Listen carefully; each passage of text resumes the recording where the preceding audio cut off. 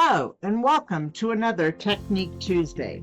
Today I'm going to show you how to do some gradients to give you a little bit more character to some of your pieces. I'm taking a makeup sponge here and I'm cutting it into quarters because for this technique I am going to use the sponges to create the effect. And I have taken a piece of masking tape, or I think in this case I have painter's tape, but I've taped it down. I've rolled the ends down so the sticky side is up. I've placed my words "Hello Winter" on my tape here, and I'm going to do this one in three colors: a white going into a light blue going into a dark blue. Give it that winter snow look. So I'm going to start in the middle with my light blue. So I'm going to get me a little bit of paint out here, and we're going to dip our brush or sponge in the paint, and we're going to offload. I'm going to pull this actually out this way so you can see this. I'm going to dip it in the paint, and then I'm going to do a lot of offloading here like you do with the sponge technique. And then for this is for the middle, so I'm going to do the middle section, and I'm going to go a little further than I want to go on each end so that I've got that middle fully done and I can overlap on both pieces, both parts. I'm just going to go across here and do my hello and my winter with this blue across here, and make sure that I get that well done all the way across there. Make sure I've got as wide a piece as I want, because to widen that out is going to be difficult after this point. And you know, sometimes I will actually go through and do the whole thing in that middle color, but I'm not going to today. I don't think I want that fully under the white like that. So I'm going to do the dark blue across the bottom. So we're going to put our dark blue over here on another spot of our palette. We're going to use another one of our sponges, and again we're going to just offload that, and we're going to do the dark blue across the bottom. So I'm going to come across and just overlap a little bit. And this is going to give me that kind of rough edge, I guess, as I go across here where the light blue is, where it comes up and meets the light blue.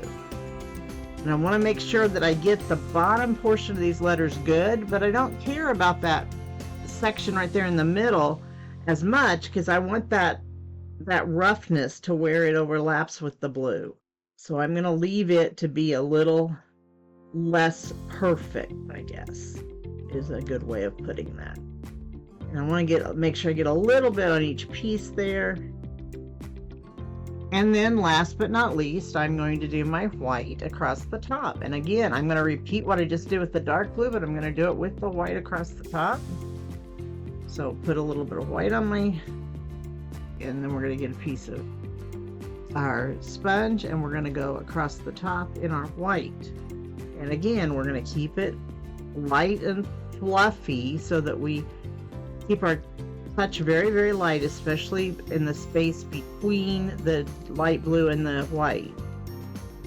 In the space up towards the tops, we want to keep it light now so we don't get an edge, but we'll come back across and get that again. Whereas we may not get the part between the two colors again.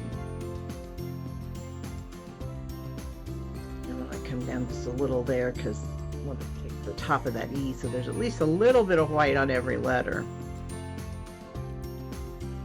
Come back across over here, getting mainly the tops now, not coming quite as far down as I did before. Just darkening up those tops so that I make sure I've got good coverage across the top area there. White's always one that's a little harder because it's harder to get that good coverage on the wood. It actually is one that looks better in the way that the gradient looks, but it's harder to get the good coverage on the top part. You just got to be careful not to come too far down when doing the second, third, fourth, fifth coats that you need to do with white.